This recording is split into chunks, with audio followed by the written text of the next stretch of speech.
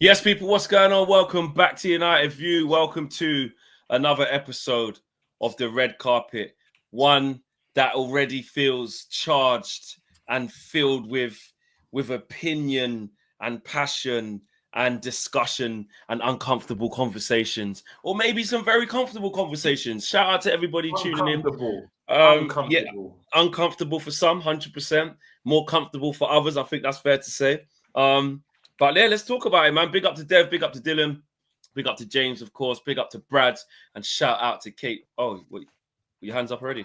I've been called out. I've been called I've been summoned to tell a content creator that they're taking the piss and they're wrong. I've been told to confront James for saying Mainoo doesn't belong in his team. He can't run. Whoa. Yeah. Okay, so we're off on. Okay, so we're off on the front. We're off on the front foot.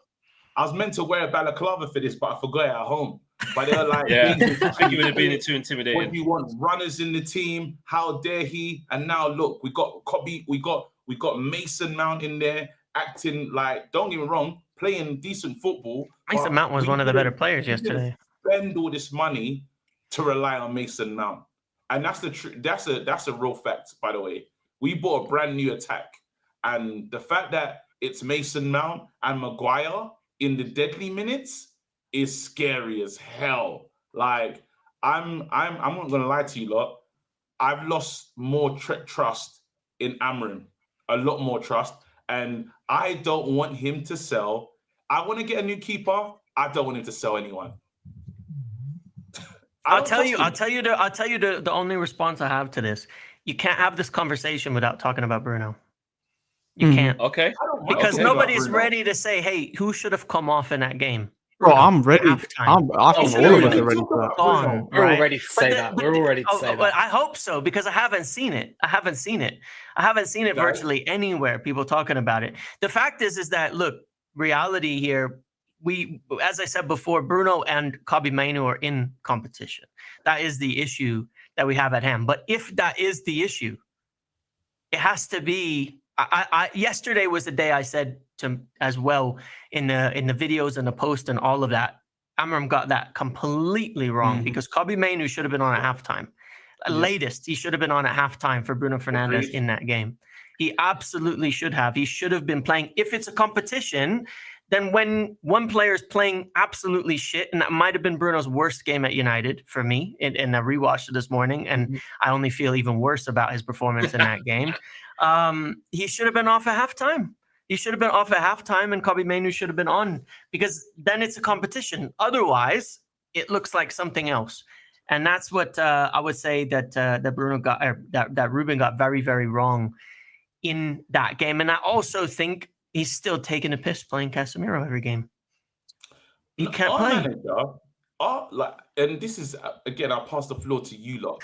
Our manager is absolutely scaring the whole fan base with his decisions and his breakdown of how he's seeing the game as well. Yesterday, I should have known when he said in one of the press conferences, when we couldn't get when the Belabor deal was falling through, and he said Mount could play deeper. Yeah. And I thought, oh. Yeah, what do you mean?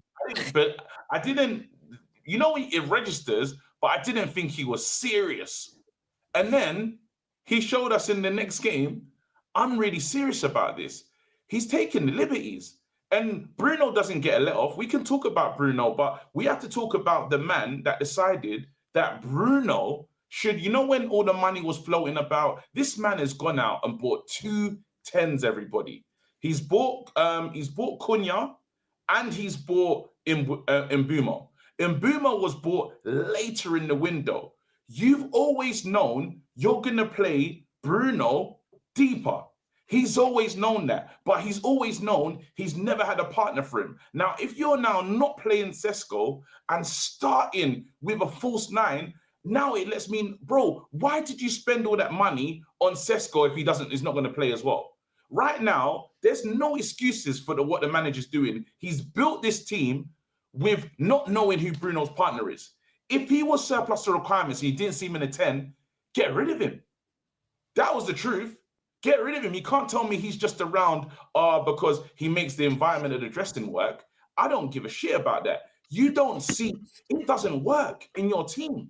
So now, unless he has to change it. This manager has to adapt this team. Even before you were saying it before, Flex, about switching formations. I'm ready, bro, because I don't know where our next win's coming from. Let's have it right. I'm ready, bro. He can't tell. There's no excuses, bro. We're starting a team, yeah. We don't even imagine going to a game and we're playing Mason Mount and, excuse my language, Bruno as the double pivot. You're taking the piss. Nah. You're not serious. You created this and you thought this was gonna work. Fix it or change it, or you have to go, bro. That's what I want. Let's keep the floor moving. KG's talking about formation change. This is crazy. We said this is gonna be an uncomfortable show. Dev, what are you saying?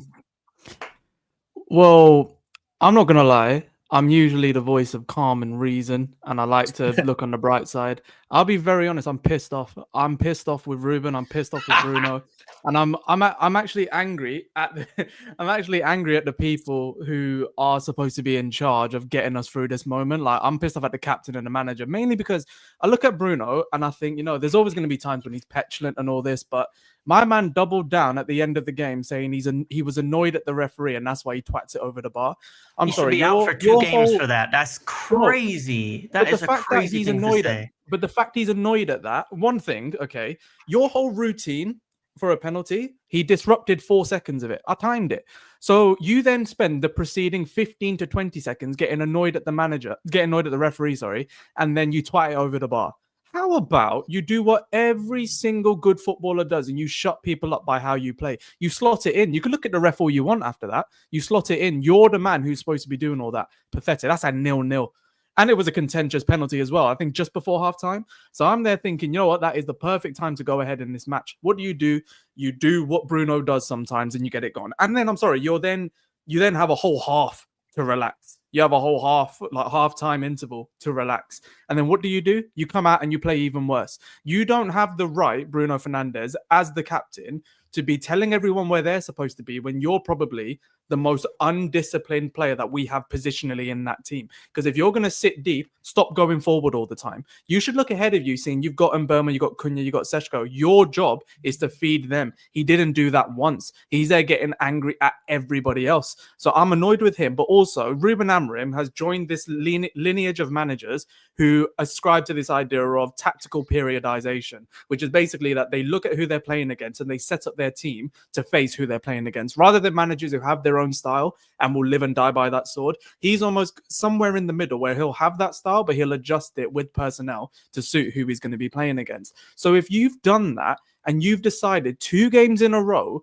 that Bruno and Casemiro worked as your double pivot in midfield, then brother, I don't know what the hell you're looking at.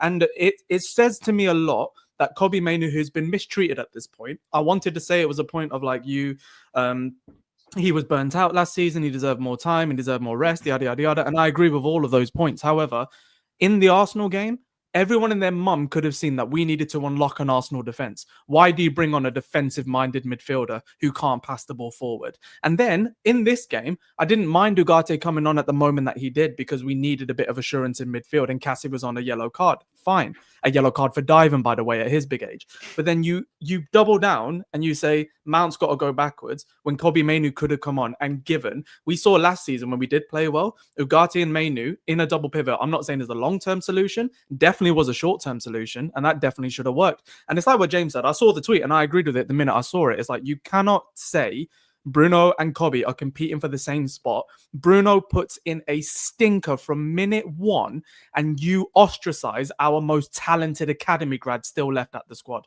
It's a disgrace. Ruben Amorim absolutely got that wrong. But the reason I'm annoyed about it is because it's so much of a disgrace. It's so glaringly obvious. You are being paid too much money to make that sort of excuse. And I'm going to get rid of this whole idea that I'm just the toxic positive fan that only doesn't look at what's going in front of him to keep the narrative positive? No. I will always want to see the positives in United because I love this club. We all do. But you have to call it out for what it is. I'm not going to go name calling. I'm not going to do any of that crap that I keep seeing the fans doing. I'm not going to go this opposite end of what people are saying with Bruno. What I'm saying is, Bruno, you had a shocker, but the manager had the opportunity multiple times to fix the problem. Instead, he doubled down and tripled down and made the problem even worse. So the players got to hold themselves to be accountable, but it's 3 games in a row where I'm saying our best players were our defenders, and I'm sick of it. De Ligt did okay. Yeah. I thought Yoro just has been our best player for the whole season, but the fact that I don't have to worry about a 19-year-old, but I'm worried about the senior players, says a lot about the 19-year-old, but trust me, we are going to lose that 19-year-old in 2 to 3 years' time if we can't get our act together. The manager has had enough now of players who can play in his system. Yes, he needs a midfielder, fine, but you've got some food at home, Ruben. Use it. I'm sick of it. And we've spent too much money. And Bomo doesn't look match fit. He doesn't look sharp enough, in my opinion. I've not been impressed with him at all. And I understand he needs time to get up to speed. Couldn't you have been impressed with? Maybe he should have got a goal or two. By India, pathetic, like coming out of the air, awful. But it's just, I don't understand what more he needs to get a sustained period of 2 to 3 games where we can see what he's trying to do. Sorry, can we throw a spanner into the works on that Mbeumo thing? He is match fit. It's the fucking system. You can't tell me a guy that's played professional football in the Premier League has never had a talk. We never questioned his endeavour or how hard he works. Now he's joined Man United and he can't run. Since when? He wasn't getting the ball. It's hardly getting the ball. Come on. That's not right. I hate this excuse. He was losing his 1v1 duels against every player in that game. Bro, and sorry. That's not a system issue. And bro, James, can I just say, like, I know, bro, KG. Or Kobe can't run, or all the other players that can't run. No. There's no system, bro.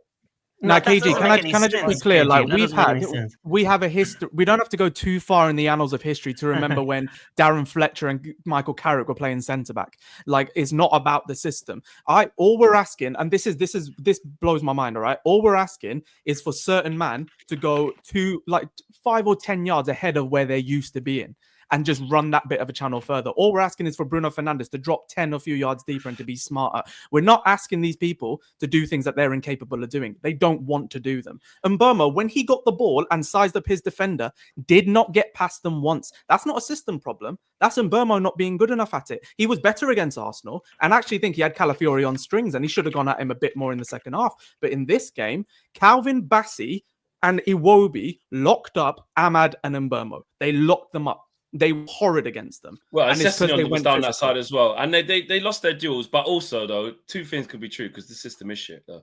In general, we'll talk about it, but I've just been thinking about it all. The system is dead.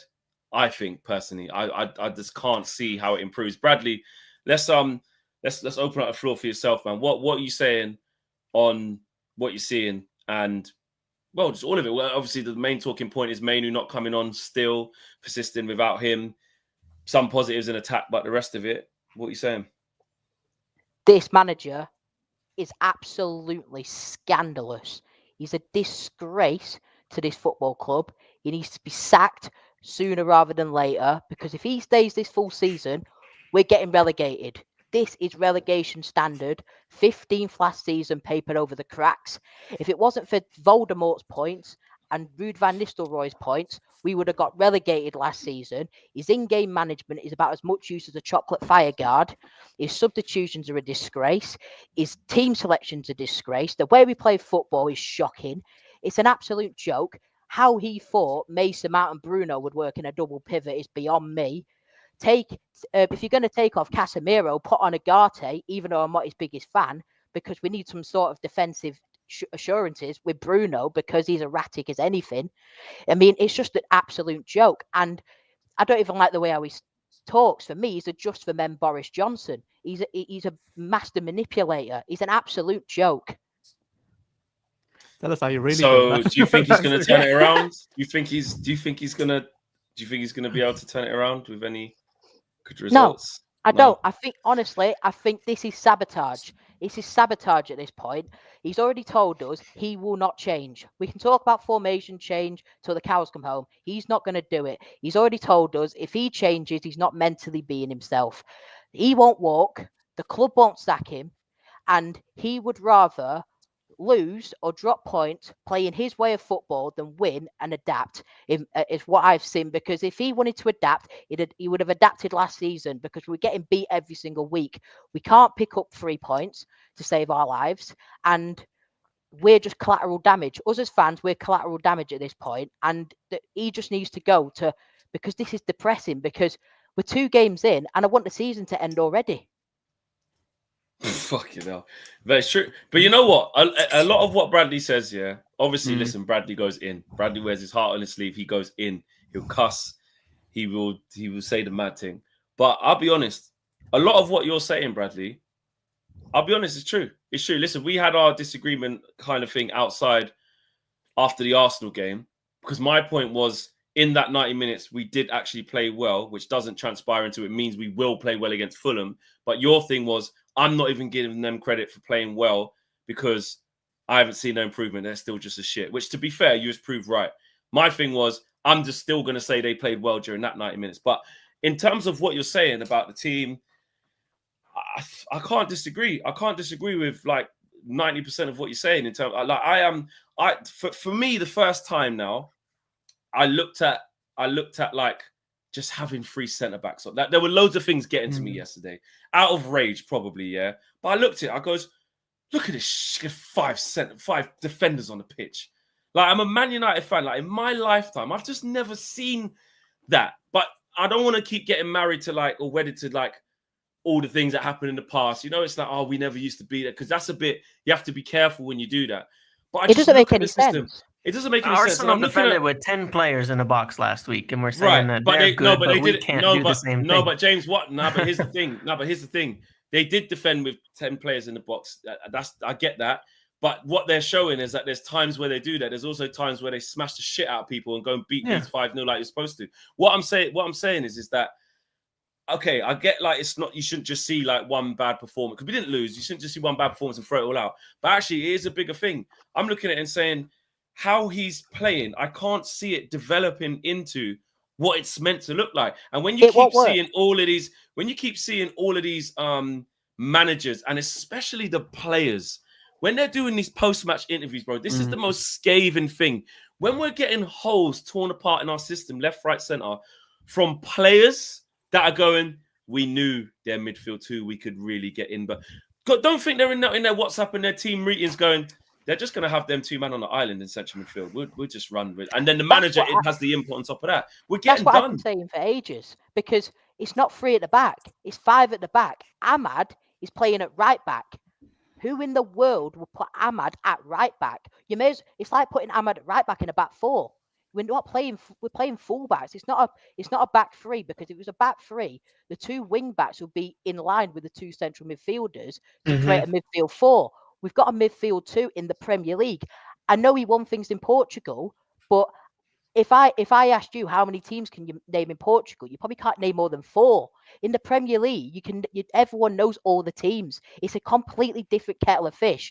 If you perform badly and you've got a flawed system and you're not willing to adapt, it's gonna bite you back in the backside, because it's not going to work. We play 2 in midfield, and it's never going to work in the Premier League. And he's not willing to adapt. Not with these 2 as well. Like, you have to have a different type of personnel for it to work. Let's. Do you know what? Because Dylan, one sec, Brad. Dylan hasn't come in yet. He's been waiting patiently. And then again, guys, the floor is open. We don't have to always take turns, but I know everyone really wants to get like this shit off their chest. Dylan, I was just letting people say their pieces. And to be fair, Flex, I don't know how I can quite follow up what Devon and Co have just said, because, you know, I think a lot of what I say is correct. And just on the midfield 2 thing, and specifically Fulham's comments yesterday, after the full-time whistle, and then after I heard what Iwobi said, I went and looked at how they played against, and the final score of the team they played, who played the most similar system to United, which is Crystal Palace. Right? Crystal Palace played the same 3-4-3. Do you want to know what that result was? Crystal Palace smashed them 3-0. And it's like Crystal Palace play, in theory, the most similar formation to what we play, right? The 3-4-3. They played the same. But Fulham weren't having these ability to kind of like just play in the pockets here and there and everything. And they got slapped up by Oliver Glasner and Crystal Palace, who play such a similar formation, and have players like Adam Wharton, who we're looking at or who we want to sign, who play in that exact same position. And the thing about Amorim and the whole consistency, inconsistency, not willing to change thing, I don't think he refuses to change anything. He does, it's the wrong things. Like he adapted last season, the formation and the way people played and where people played to get the best out of Casemiro. And we saw it, where he was telling Casemiro to stay back and he had other players going forwards and covering the areas Casemiro couldn't run to. And he's adapting to Casemiro, and he did the similar thing with Mainoo Ugarte, and he was trying it with Højlund and things as well, like changing things around to try and help them get the best out of their games. And then he's not doing it for like Kobbie Mainoo, who's better than all of them. And he's not doing it for Ahmad, who's one of them. So he's adjusting little bits here and there to compensate to help his worst players not have their worst bits. And then he's not doing the same thing to help his better players get better. So what ends up happening is you've got Kobbie Mainoo, who I firmly believe is no worse defending than Ugarte or Casemiro at the moment. He won't be worse and he won't be more of an issue.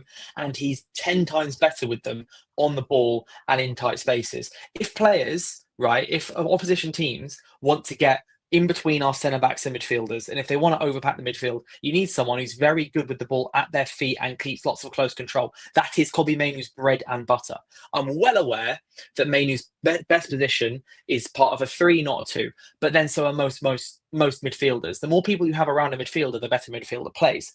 But Kobbie Mainoo is still one of the best players, I'd say probably top 5 players in our squad. That obviously includes the new signings. We've brought in high quality players, but Mainoo is easily, ability wise, easily top 5, easily in the top 5 players. And the fact that he's not on the pitch when he's by far and away better than I think Bruno Fernandes in that midfield. The Bruno thing is, same thing happened last season. He's shite and inconsistent for the first couple months last season, and then he flicked a switch once Amorim came in, a bit after Amorim came in, and he was so much better.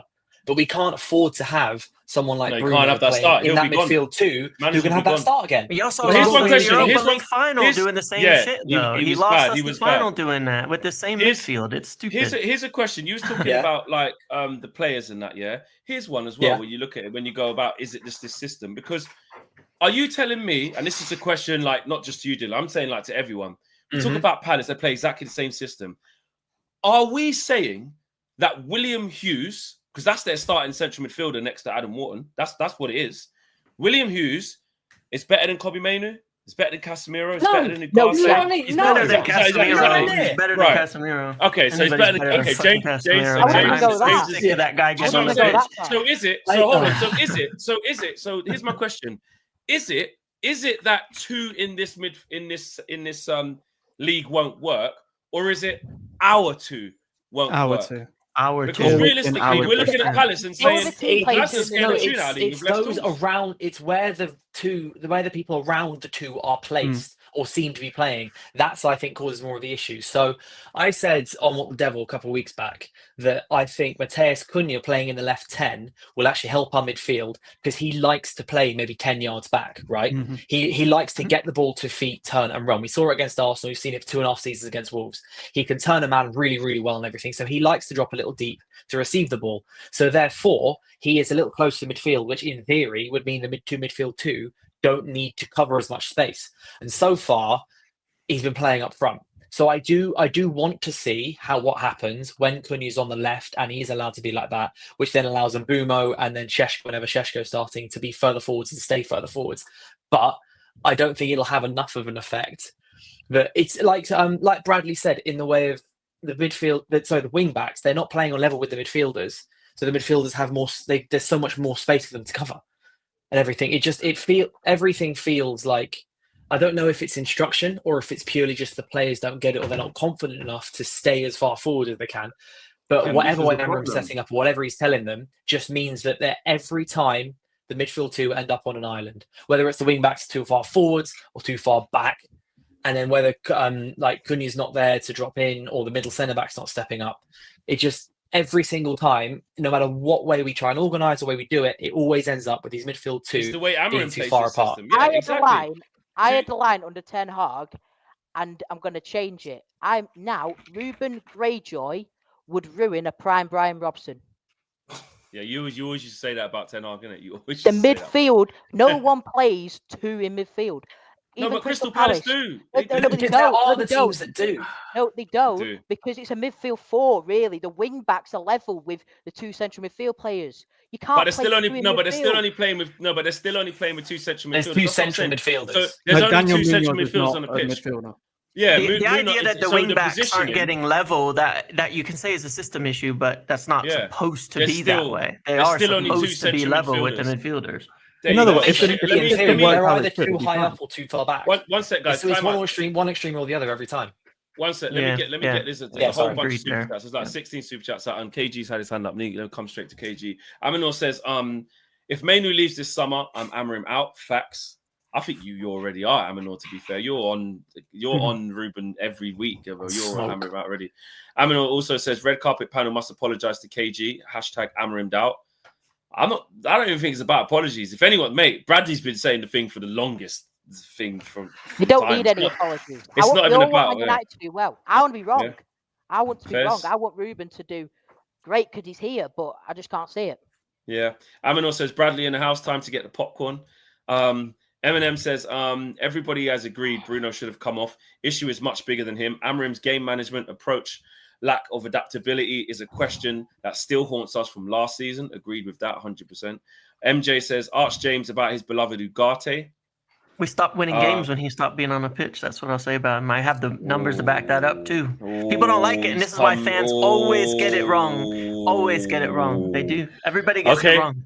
People There's get it clearly wrong. there's clearly still a lot more. I got huge problems with that the whole thing, because people were clamoring for Casemiro to play last year, and he's shit, and he is the worst player in that team every single week. He's been doing those preloaded slides since preseason, doing absolutely nothing, leaving miles of space in the team, but Unk still got it. No, he fucking doesn't. Unk does not still have it. Unk has nothing, and he needs to get out. He's got to go. It's crazy. I've never seen a player leave the kind of spaces he does in the team. But He did it yesterday. He did it Yeah, yesterday. he did it yesterday. And he did it dove yesterday. twice, Over the got yellow halfway for line. one. Yeah, it's Ugarte's crazy. It's no better. insane. No, he's Ugarte's much, no better. much better. Much better. Ugarte Not much better. Ugarte's dead food as well, though. Ugarte's rubbish. I'll talk about the win rate. I can give you You the can win just rake, run and you'll see. We can win. Ugarte- Mate, games. I'll win. Do you know what, James? I'm not even gonna lie. Our win rate, mate. Our man just got more games and points, mate. The win rate, I know. don't even. And the It's only like- games we've won, it's not enough. it's crazy. We've won 2 We've out of also 7 not with scored this when with you guys this have been on the pitch midfield. this season. You guys Ugarte's are on the won pitch twice 20 minutes. when we've needed Okay, a goal. Wait, no, no, time no, out. All right. Let me get through these super chats. Super chats. Hold on. Everyone just see. This was always going to happen. MJ says, Hubin changed his hairline, but can't change tactic.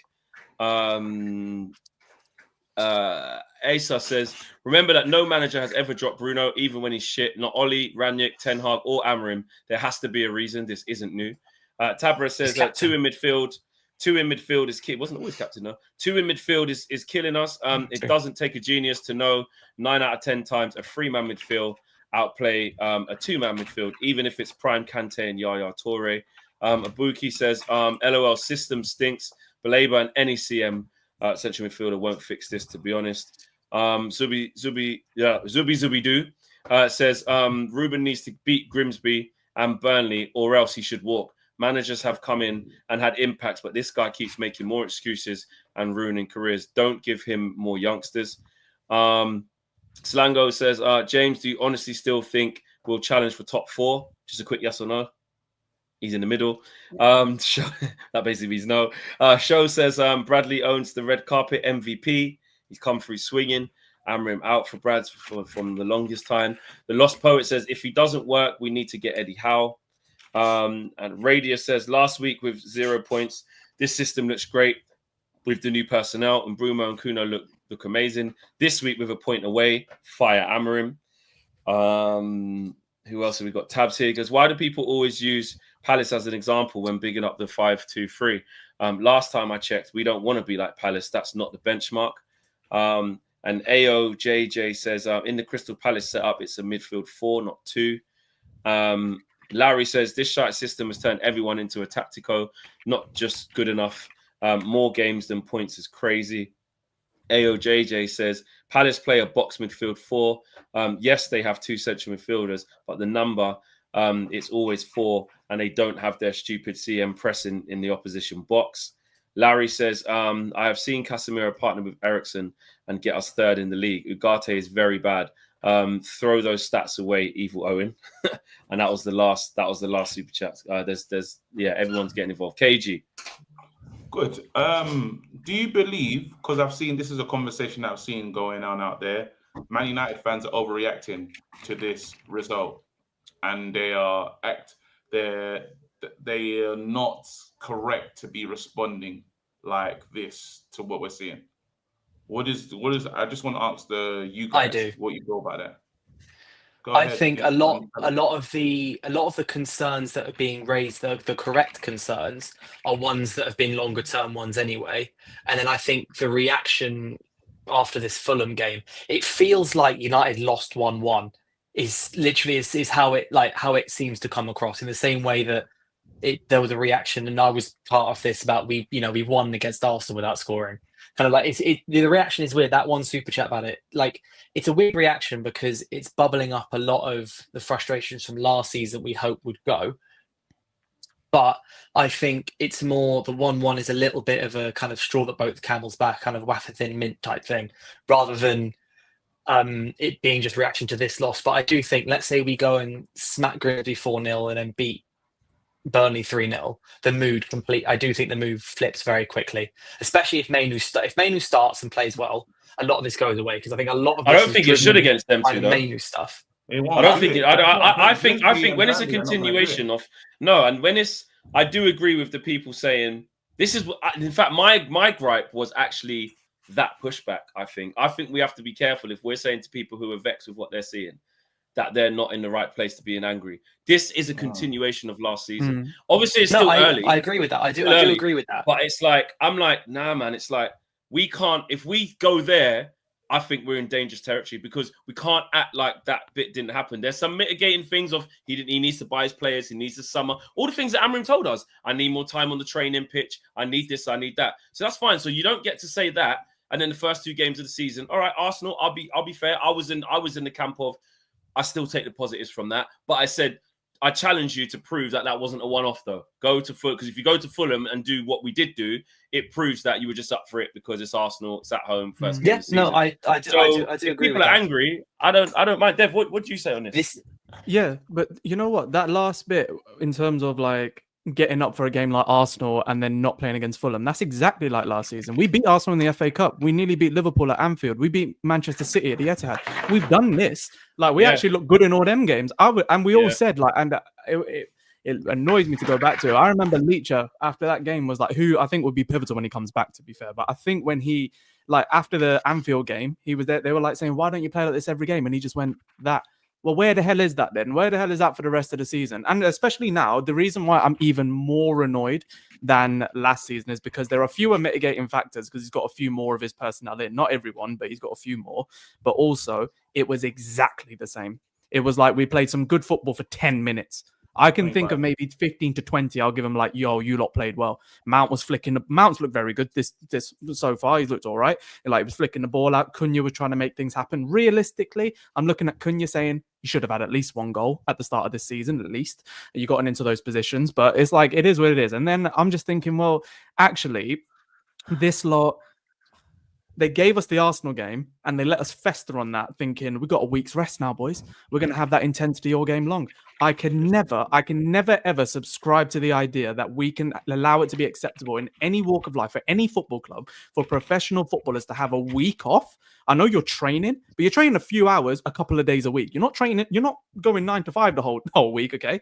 I cannot subscribe to this idea that these players just can have these things continuously happen and look leggy. Like, players look leggy, and Burmo looked leggy. Ahmad had to get taken off. Casemiro got booked for diving. A man like Casemiro getting booked for diving, and he knows what he did. He put us all in the crap after that. And Ruben, I'm sorry, I don't understand it. He's there supposed to be looking at all these players, supposed to be seeing how they're performing week in, week out. And it's just, you cannot give Manchester United fans, after last season, I actually thought Man United fans were pretty fair. I think we were fairer than most fan bases would have been. The man left us 15th. The rest of the fan bases are telling us we're idiots. Get this guy out in the summer. Don't even let him buy anyone. Bro, this group of players and this manager left us 15th. And we've all tried to move on from it. Literally, I think we've all been very, very fair and tried to move on from it. They played 15th based football in that last game. Arsenal, I thought they were brilliant. Genuinely, the whole game, I thought they were brilliant. I think Amorim made the wrong decision bringing on Ugarte when he did. It is what it is. If it had worked, then whatever. But in this game, it's just that angered me. He had so many opportunities, and it was staring him in the face what he should have done. We're not we're not here like after the fact saying 2020 hindsight merchant saying he should have done this, should have done that. Everyone was saying it at the time. Everybody. How can you not see that? And it's just I was to say, oh. Is he? Yeah. Go ahead. Sorry, I was just saying there was a moment against Fulham where it felt like it really gave me a throwback to last season. It was when, when I think it might have been Mount or Dorgu passed to Luke Shaw and it went behind Luke Shaw and went through a corner. Yep. It was that moment. Shaw turned around and there was a look on his face that I recognised so much from last season. And I was like, that, and I think that is the mentality bit where it was like, Shaw wasn't just like, it's fine, cool, go on. Shaw kind of turned around with a wide-eyed moment. It was around in the 60th minute or something. I was like, oh, here we go again. Also, it's like, also on Luke Shaw, and then they panic so much. And I'm like, calm down. They can't, they seem unable to do it. As soon as we hit the post and then miss a penalty, the players are like, oh, no, like, we're screwed now. If they'd scored those 2 goals, I bet you we're going to have a flying game. But guess what, guys? We did go 1-0 up in this game, by the way. Exactly. We had a penalty that was sent into Rosette. So we had it. That's true. Like Bruno, panicked. like that. I think both. Listen, I'm one of Bruno's biggest defenders, and I said from before, KG, what was I saying before we even went on tour? I'm saying, here's what's going to happen. Understand our captain is going to be the new scapegoat. And me and Owen spoke about this morning. And I don't mean scapegoat as in he doesn't deserve the criticism for his performance. He absolutely deserves. Like he was what coming out afterwards, all that rubbish, the disgraceful game he had, letting Smith Rowe run past him, 0 out of 10, disgusting performance. But here's the thing: that bad performance from Bruno. Good players have bad performance all the time. I saw Mo Salah blaze a penalty over the bar just the other day. When was that against? It was that. It's on the manager. Community Shield. Community Shield. Yeah, the best play. Last time I saw Bruno do that was when we needed to get a draw against Villa and was 1-0 down the last minute in Stretford. And Solskjaer got sacked right after, by the way. There you go. And I were we there? Were we both there? I can't remember. Anyway, he blazed it over them. He does that very, very few and far between. It's usually a hop skip. It's a hop, skip, jump. The keeper goes the wrong way. He's very reliable from the spot. He chose the worst day to have that bad game, right? Take that aside. Here's what's happening, and this is all on the manager. Our manager, Lee Judge's style, our manager, what he's done is he said, I know, I'm going to take our most creative player who needs to play closest to the box because that's where he's most effective, and I'm going to put him in midfield. And then I'm going to leave him on an island, and then I'm going to invest in Cunha and Mbeumo. And that's Cunha and Mbeumo's fine. Okay, cool. But if you, like you said, KG, if you were going to do this with Bruno, you may as well have just sold him for 100 million. Yeah, you may as well have. You may as well have just sold him. Or don't buy Cunha and Mbeumo. And for me, or don't buy Cunha and Mbeumo. Or that. One or the other. Because if Ruben Amorim wants to play his 2 best mates, Mason Mount and Bruno, they're clearly better in the 10. I mean, do you know what? True. Everyone knows my opinion on Bruno. I've wanted him gone for 5 years. I've never rated him. But 5 years is crazy. So that means as soon as he got here, he was like, he should. 6 months in. So when he had that 6 months, can I just ask something? When he had that 6 months when he first got here, it's been his 6.5 years. First 18 months. Assists. Yeah. First 18 months, I was like, you know what? His numbers are very high. I'll give him. I'm not his biggest fan of his playing style, but I'll give him the benefit of the doubt. But I think in the last 5 years, I think especially in the Premier League, all competitions the GA stayed the same, but the GA in the Premier League has gone down to a point where it doesn't, for me, paper over the cracks of his poor decision making, his lack of discipline, doing short passes when short passes aren't on, doing long passes when long passes aren't on, running out the midfield. But even me, I'd admit that he gets GA and he produces numbers. And I'm not Bruno's biggest fan, but even me, I will admit that Ruben Amorim has just completely nullified all of his numbers and put him in the 8 position and completely exposed all of his weaknesses. So Exactly. even though I'm not a big fan of Bruno, the manager has kind of thrown him under the bus. Yeah. I think it's bullshit. I think it's bullshit. What are you saying, James? Let's go for it.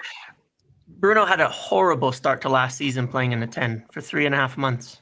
All the way to 100%. December. He got he sent was off so 3 bad. times. He got The sent off manager's 3 picked him. times. No, but he got sent Two off different 3 times managers. playing at the 10 under Ten Hag. Then he played shit under Ruben for a month and a half. It's letting players off the hook to say, oh, you got to doesn't play start 3 seasons yards. wrong. No. where I'm he not letting him plays. off the hook. I'm not letting him off the hook. I don't like Bruno. Let's not get that. But it's twisted. not. He's I not do being like Bruno. But nullified. guess what? He But does the this thing all the is- time. no, exactly. And guess what? The manager picks him. The manager agree, picks him I every agree. week. But And- that's what I and blame he the manager decided for. to I think keep it him. goes too far. I think it Ten goes way Hag- too far. Ten Hag decided to keep him. Ten Hag decided to keep him. It's That been didn't 4 go well. managers, by the way. Yeah, 4 so managers. Ralph Rangnick, he was poor under Ralph Rangnick. He picked him every week. He shouldn't have Yep. picked him. Wait, Ten so Hag James, where are decided you to pick standing on him. Bruno at the minute?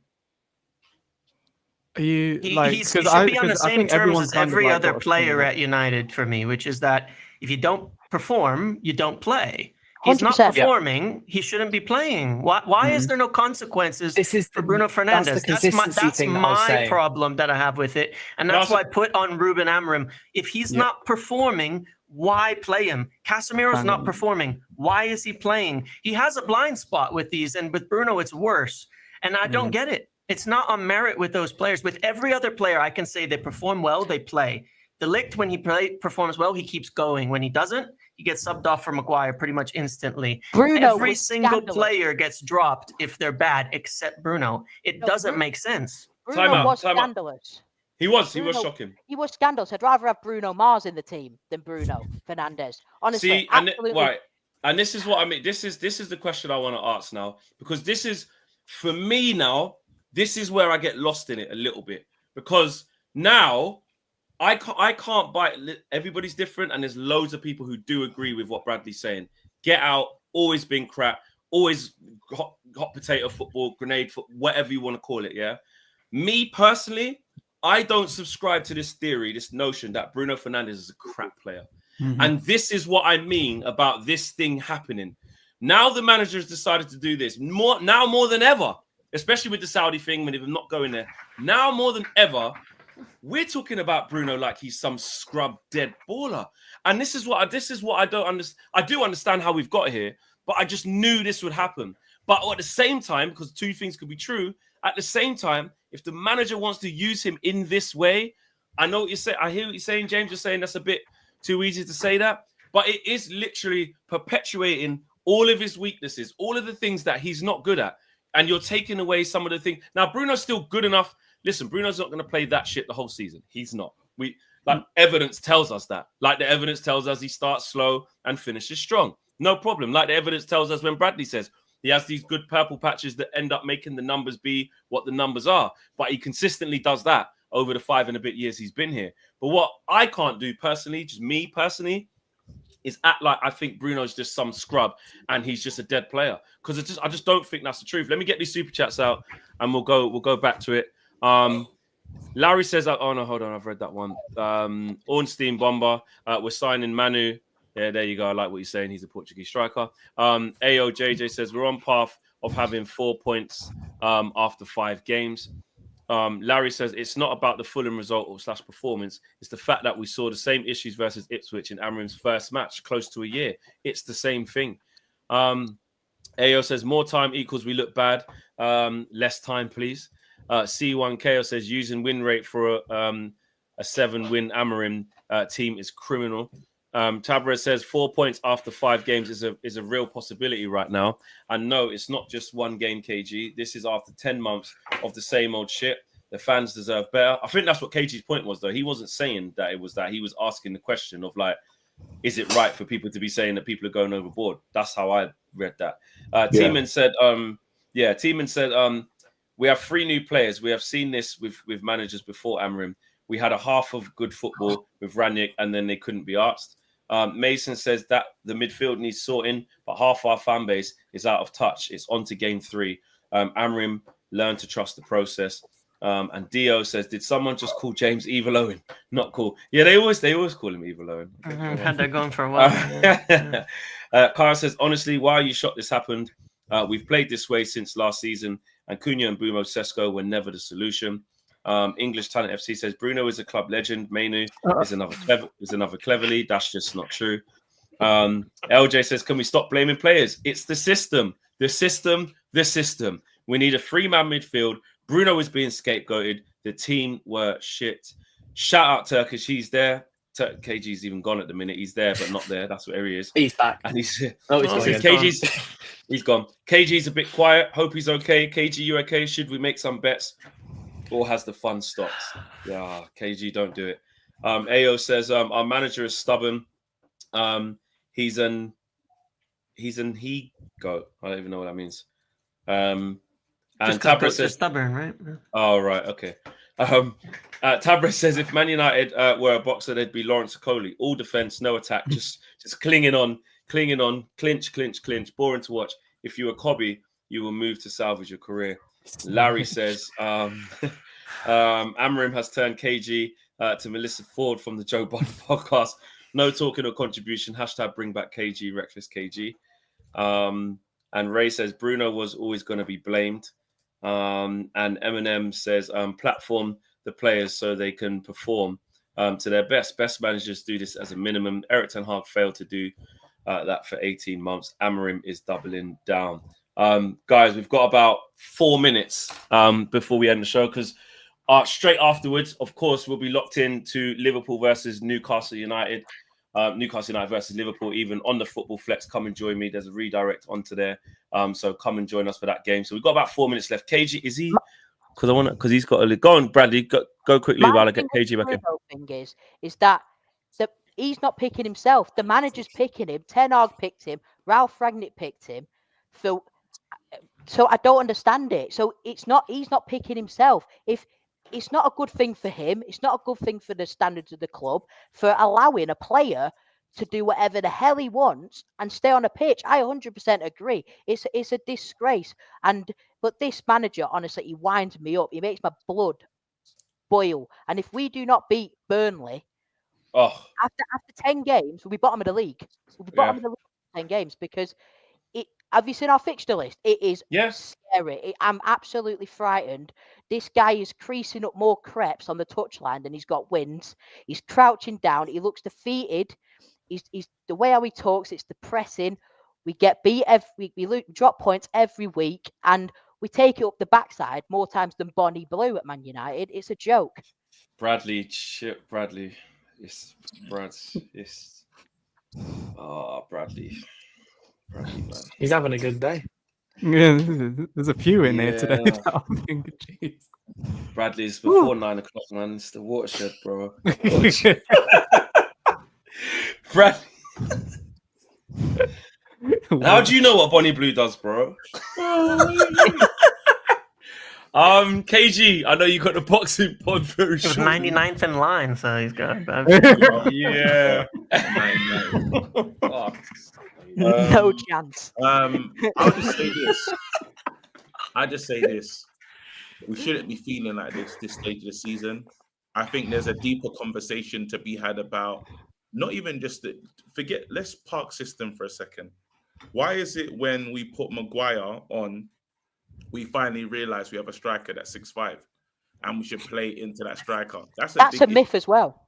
That's a problem. The fact that and it's not going to take long before people start talking about Sesko in Rasmussy ways. It will happen very quickly because it starts off with no service. We blame him, then we're going to blame him for not taking opportunities that he's supposed to take. Like literally, we didn't get a touch when he was on, did he? He's not good enough, or then you sign the flop and then start with the guy. The first game, I understood it, maybe edge him into the team and this, that, and the other. Bro, your tactic, you have Xerxes on the bench, you don't bring him on. You have players, you have Cobby, you don't bring him on. Yours is Maguire, Aiden Heaven. You can't be serious. Again, it is negative. It sends a negative. It just made no sense. They make no sense. A negative message to the team. You it's a myth. myth. And say we're going out to win this game. This Maguire thing. just 1 second. There's a last bit I will say on this. Yes. You're trying to consolidate the one person that you see the criminal, that hasn't been spoken about. What the hell was Delo thinking trying to do that little? We didn't even get there. We didn't even get there. Man thought he was Cafu.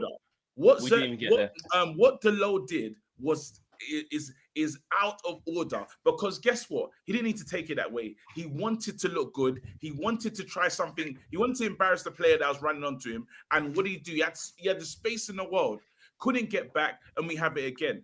Now, Flex, one thing we do need to talk about. Remember, we always talk about Luke Shaw. Guess what? There's a Shaw that I know, that I can't stand, and that's casual Luke Shaw. That's the Luke Shaw that runs around, and then the tempo goes out the game, and he's just there. That's the collecting his salary, Luke Shaw. And that Luke Shaw arrived yesterday, and he continues. He will always show up. And it's the. I don't think he was that bad yesterday. Oh no, he was awful. He was fine. It doesn't look that bad. It doesn't look that bad. I don't think he was that bad yesterday. But That's not the reason we did it. As Dylan was saying, the similar looks on his face. The similar, I know this thing. Because guess what? The team goes into this mentality shift of nobody can play football. But why are the new players getting affected? Why has it happened to the new players? There is something at Man United. I don't want this manager to be allowed to sell anyone.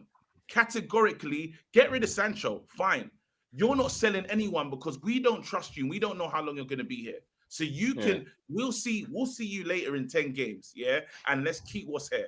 That means Anthony, that means literally everyone. And I want whoever the new manager is to be able to work from that group. That's what I want. All right. There you go, guys. Listen, we said it's going to be a mad show. It was a mad show. That's what the red carpet is. And also, Can I say one more thing?